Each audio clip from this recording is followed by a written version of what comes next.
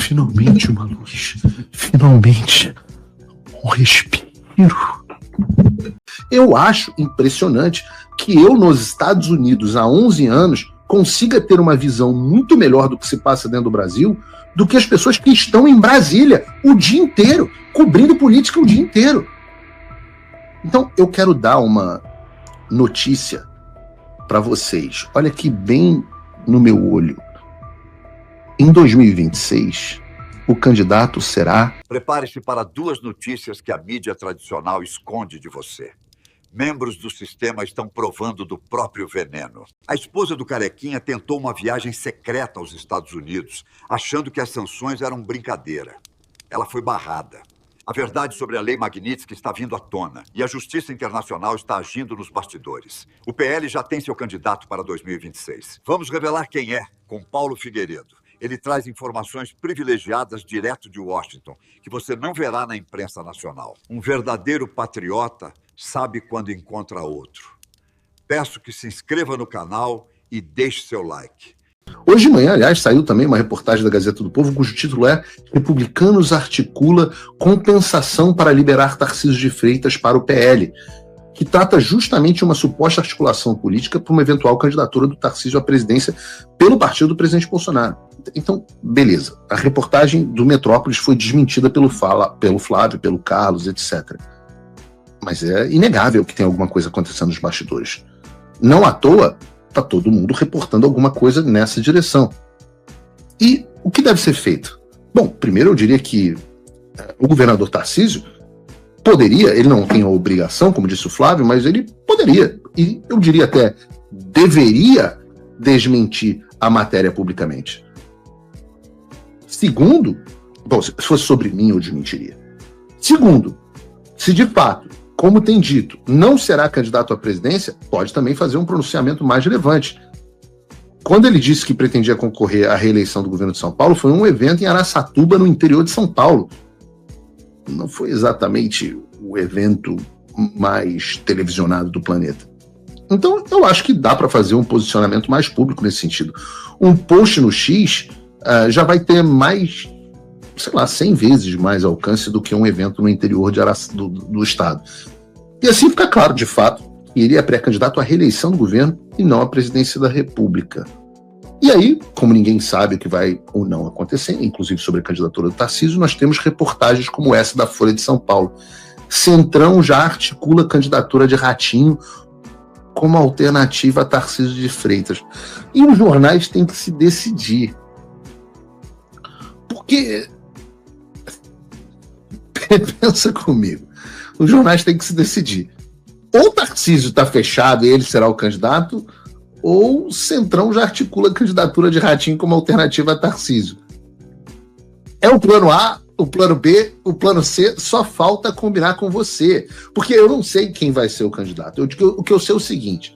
Em 2022, eles tentaram João Dória, tentaram Eduardo Leite, tentaram muito Sérgio Moro, tentaram Luciano Huck, tentaram Michel Temer, tentaram Geraldo Alckmin, tentaram Henrique Meirelles, tentaram Rodrigo Pacheco, tentaram até Rodrigo Maia e acabaram com a Simone Establishment.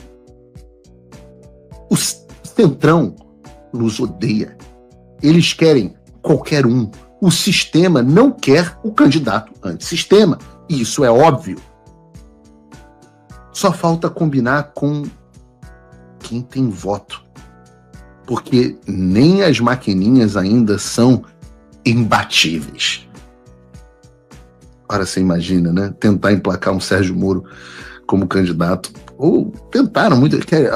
O que faz alguém botar na cabeça que Rodrigo Pacheco podia ser candidato a presidente? Olha o tamanho da desconexão do planeta em que esses caras vivem e o mundo real. E eu acho isso impressionante. Eu sei o motivo. Eles se informam pelos jornais. E os jornais se informam por eles. Então, há uma caixa de ressonância onde é o macaquinho, aquela peça macaquinho, um enfiando o dedinho no fiofozinho do outro, né? É um atrás do outro. Então, a imprensa informa o Centrão, que se informa pela imprensa, que informa a imprensa de novo, e aí vai esse ciclo vicioso. Só E essas pessoas vivem realmente no mundo paralelo.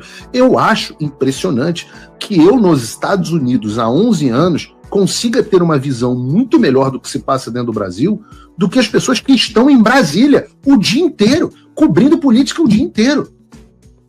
Então, eu quero dar uma notícia para vocês. Olha aqui bem no meu olho. Em 2026, o candidato será Bolsonaro. Anotou? Quem concorda comigo, fala aqui no chat. Queiram vocês ou não, o candidato será Bolsonaro. Ou o Brasil não terá eleições e não terá eleições reconhecidas internacionalmente. Não adianta acordo de Tarcísio, nem que o próprio Bolsonaro, na posição de refém, queira aceitar esse acordo. E nos bastidores, também tem, além de muito acordo, esses acordos tentam acontecer porque há, como eu havia prometido, muito choro e ranger de dentes rolando. E eu trago aqui a vocês uma notícia que vai deixar a maioria de vocês comovida, sentida, que dó. A notícia é: esposa de Moraes não poderá entrar nos Estados Unidos mesmo com passaporte italiano. Parece que tem gente querendo dar migué nos Estados Unidos e achavam que iam conseguir fazer isso só trocando o passaporte apresentado na imigração. Agora, o que eles não sabiam é que os americanos não são burros. Eu falei que as sanções Magnitsky não eram pouca coisa, mas parece que os caras não querem escutar. Evidentemente, uma vez que você é incluído na lista das pessoas sancionadas pelo OFAC, além de todas as penalidades financeiras advindas das sanções, você também está proibido, você é inadmissível de entrada nos Estados Unidos, por quaisquer meios que sejam viver. Cidadão italiano, como a Viviane de Moraes, ou como estava tentando Paulo Gonet com passaporte português, e passou pelo mesmo problema, até podem entrar nos Estados Unidos sem um visto formal através de um programa chamado como ESTA. Por isso, eu recomendo que você procure a Imigrex, Viviane, link na descrição. Mas você não é uma cidadã italiana comum. Você é habilitadora, cúmplice, apoiadora material de um violador internacional de direitos humanos e, por isso, também sancionada. Então, vai tirando o cavalinho da chuva você. Vá tirando o cavalinho da chuva Paulo Gonet. Sabe as 8 viagens, Vi, que você fez aos Estados Unidos entre 2016 e 2022? Tempo bom. Ficaram no passado. Agora você tem que seguir o conselho do Flávio Dino e ir lá para Carolina, no Maranhão. Sai Disney, entra Beto Carreiro. Se você tentar entrar nos Estados Unidos com passaporte italiano, vai dar problema. Eu ia gostar. Recomendo até que tente. E o mesmo vale para os demais sancionados. Como eu falei, como é o caso do Paulo Gonet, cidadão português, sofreu sanções de visto. O seu passaporte português, Paulo Gonet, não serve mais para nada se o seu intuito for viajar para os Estados Unidos. Eu fiquei sabendo que a notícia foi até mais direta. Segundo reportou o Poder 360, diz a reportagem, o Procurador-Geral da República, Paulo Gonet, foi informado por autoridades de Portugal que perdeu a facilidade de ir para os Estados Unidos usando passaporte português. Que chato, hein, Gonet? Ser informado por autoridades de Portugal que a casa caiu. Calma, Gonet, porque não é só isso. Eu sei que o incômodo é grande. Eu sei que vocês estão incomodados. Mas o seu caso, Gonet, deve piorar bastante. E eu digo que eu sei que o incômodo é grande porque eu recebo os comunicados da assessoria de imprensa do regime. Digo isso porque a assessora oficial do regime, Dani Lima, publicou a seguinte reportagem no UOL. STF vê luz e elogia Lula e retoma debate interno sobre as penas golpistas. Eu falo que sem Dani Lima, o Paulo Figueiredo Show fica muito mais difícil. E segundo a assessora de imprensa do Supremo Tribunal Federal, que trabalha no UOL, o que aconteceu foi que finalmente uma luz, um respiro, abre aspas, ela está dando aspas de ministro, o simbolismo do discurso, a imagem. Acho que é preciso dizer que o presidente Lula teve um papel importante nisso, e a população também. A semana vai se encaminhando para o final melhor do que começou. E o problema desses caras é que eles até assistem o Paulo Figueiredo Show, mas eu acho que eles estão com... Eu diria, o problema é que eles não assistem o Paulo Figueiredo Show, mas a verdade é que todos eles estão ligados no Paulo Figueiredo Show. Aliás, quero agradecer a enorme audiência e pedir que você clique, perca um segundinho e clica no like. Mas o problema é que eles têm o wishful thinking.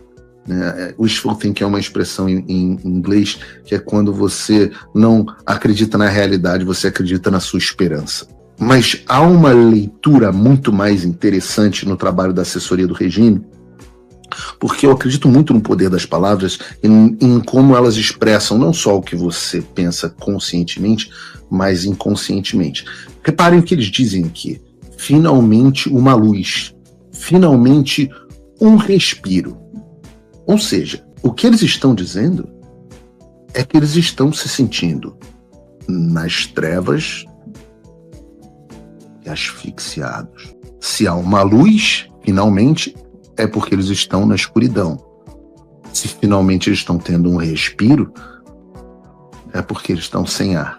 Esses são os mesmos ministros que dizem: permanecemos inabaláveis, nada mudou na nossa vida, tirando o Barroso chorando no Roda Viva, nada mudou na nossa vida, estamos inabaláveis, isso não nos afeta. Finalmente uma luz, finalmente um respiro. Eu vou te mostrar agora o que a mídia escondeu de você, que Alexandre de Moraes fez, que Fux comprovou e que a mídia abafou. E eu fiquei estarrecido quando eu descobri o que foi escondido, e você vai ficar horrorizado com as injustiças de Alexandre de Moraes que estão sendo escondidas pela mídia. Ontem eu publiquei aqui no canal uma análise que já chegou a mais de 1 milhão de visualizações sobre 2 decisões do ministro Luiz Fux anulando todos os atos do STF em julgamentos do 8 de janeiro. Mas eu ainda não tinha tido acesso aos votos do ministro Fux. E esses votos mostram verdades escondidas pela mídia. Eu tinha feito vídeo em cima de notícias e imprensa, e ainda assim, só com base nisso, já deixou claro que o voto do Fux é muito relevante. Ele planta sementes da reversão de todas essas injustiças lá no futuro. Mas aí eu fui atrás dos votos do ministro Fux, e o que eu encontrei me deixou chocado. Você não vai acreditar no que a mídia escondeu de você e tem escondido em todos esses casos do 8 de janeiro. Vamos começar com o caso em que o Fux votou para anular tudo e para inocentar a Cristiane Angélica. Guarde esse nome. Cristiane Angélica. Ela é uma senhorinha de 59 anos, balconista de padaria. E ela passou a ser investigada pela Polícia Federal simplesmente porque ela tirou uma foto com a bandeira do Brasil nos ombros. Não. Eu não tô brincando. Olha aí a foto. Por essa foto. Olha aqui o que diz a própria decisão. A ré passou a ser investigada em razão de uma foto divulgada na internet em que aparece sorrindo em via pública com uma bandeira do Brasil sobre os ombros. Que crime, hein? Aí, depois disso, a polícia foi lá, vasculhou a vida dela e achou uma outra foto dela, agora dentro do Congresso Nacional. Olha aí que grave. Só isso. Gente, é só isso que tem contra ela. Não tem absolutamente mais nada contra ela. Mas sabe o que é pior?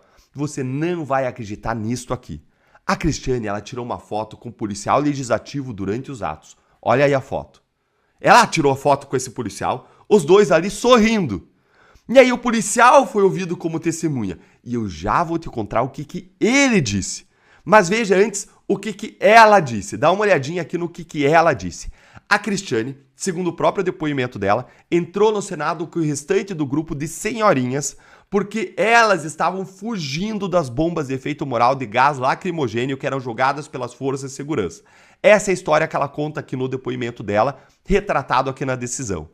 Aí o Moraes vai dizer: ela tá mentindo, ela tá querendo aí livrar a própria barra. Só que no processo criminal, primeiro, não basta você achar que ela tá mentindo. Você tem que provar, ter prova de que a pessoa fez coisa errada. Agora, segundo que, pra sorte dela, ela tirou essa foto com o policial. Essa foi a grande sorte dela.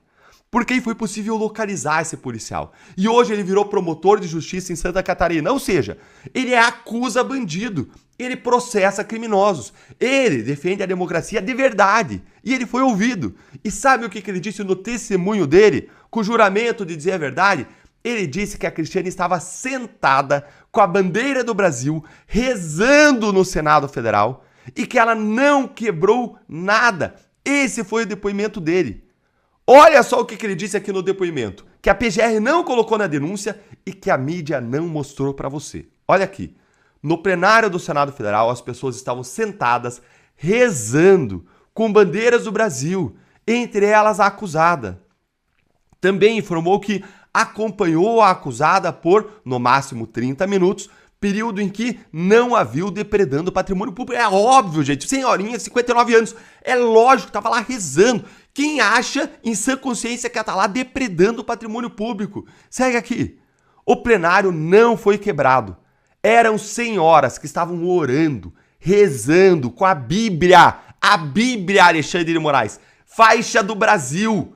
E a senhora Cristiane, eu lembro que estava nesse grupo de senhoras, literalmente, senhorinhas com a Bíblia na mão, orando. Olha isso aqui agora que eu vou te mostrar. Olha aí, se segura a sua indignação. E eu aproveito aqui, presidente, para desfazer uma narrativa totalmente inverídica. Até um dos nobres advogados disse uma questão de terraplanismo. Aqui seria muito semelhante. Se criou uma narrativa, assim como a Terra seria plana, o Supremo Tribunal Federal estaria condenando, abre aspas, velhinhas com a Bíblia na mão, fecha aspas, que estariam passeando num domingo ensolarado pelo Supremo Tribunal Federal, pelo Congresso Nacional e pelo Palácio do Planalto. Nada mais mentiroso do que isso, seja porque ninguém lá estava passeando, e as imagens demonstram isso, seja pelas condenações. Narrativa, ministro Moraes. Narrativas, não. Fatos confirmados por provas, inclusive por um promotor de justiça. Essa é a verdade. Essa é a verdade. Fatos confirmados por provas. De que elas estavam orando, de que elas não destruíram nada. Aí a mídia mostra o Moraes falando isso aí que eu mostrei pra vocês. Ele dizendo que é uma narrativa, que senhorinhas estavam orando com a Bíblia na mão. A mídia mostra isso e não mostra que ele estava mentindo. Justamente eles que dizem que querem combater fake news, tanto o Moraes como a grande mídia. Eu quero ver agora combater essa fake news do Moraes. E você está sentado na cadeira? Se não, sente. Porque esse não é um caso em que simplesmente não tem prova para condenar, não. Esse é um caso em que tem prova da inocência dela. Mas ainda assim, Moraes condenou a Cristiane, essa senhorinha de 59 anos, pobre, humilde, balconista de padaria, que não tem quem a defenda, que foi pega com uma bandeira e uma Bíblia na mão, rezando, e condenou ela a uma pena de 14 anos de prisão. 14 anos de prisão. Sim, 14 anos de prisão. Por tentar dar um golpe de Estado. Meu Deus, tem misericórdia de nós. Você ficou indignado tanto quanto eu, então compartilhe o máximo para esse vídeo chegar aos próprios ministros, para eles ficarem constrangidos, para que eles, aqueles que não viram isso, vejam a verdade que Moraes não está contando nos seus votos e que Fux está mostrando e provando. Curte o vídeo para chegar ao máximo de pessoas. E eu ia falar ainda do outro caso, do Lucimário, que é ainda mais grave, é pior. Você vai ficar ainda mais estarrecido. Mas eu vou te contar isso no próximo vídeo. Então aciona o sininho para você não perder. E nesse domingo se junte a mim em oração pelos perseguidos políticos do 8 de janeiro. Que a gente possa erguer um clamor. A misericórdia e a justiça de Deus são os únicos refrigérios para o que está acontecendo no Brasil hoje. Porque a nossa justiça no Supremo é uma suprema injustiça.